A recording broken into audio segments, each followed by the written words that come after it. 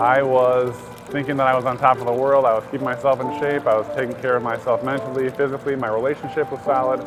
And now suddenly everything changes and I'm not able to work out anymore. And I might not live as long as would otherwise be expected. So these are all things that were emotional shocks for my wife and I to learn. So when I was in the military out in California, during a routine medical examination, they discovered that I had atrial fibrillation. Atrial fibrillation is a rhythm disorder of the upper chamber during which the upper chamber lose the mechanical function, so they don't contract.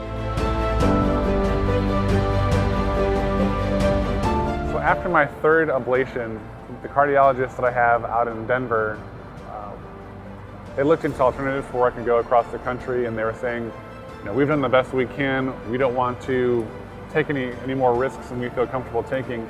We're going to send you to the best guy that we have in the country. And so they sent me down to Dr. Natali.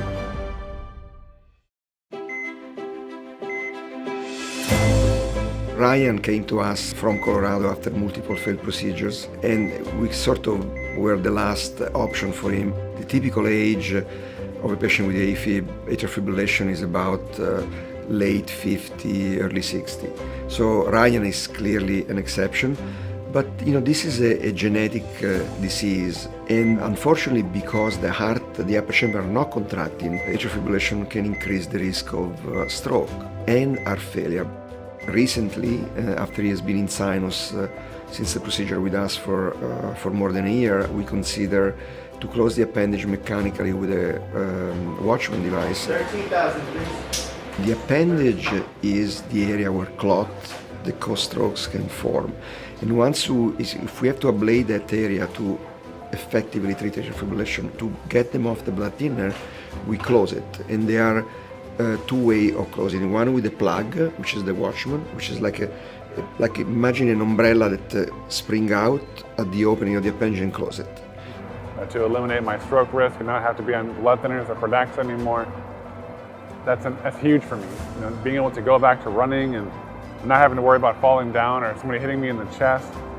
I make jokes about it with friends. Hey, just don't hit me in the chest. I'm on blood thinners. I might die.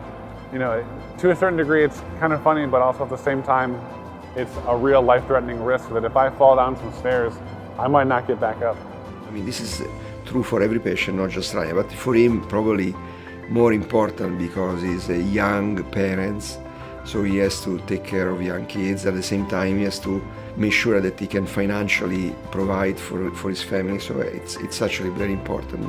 Well, I feel really great, which is an awesome place to be. When you have atrial fibrillation, your heart isn't pumping as efficiently, and in general, you feel bad. And in general, I feel good, which is awesome.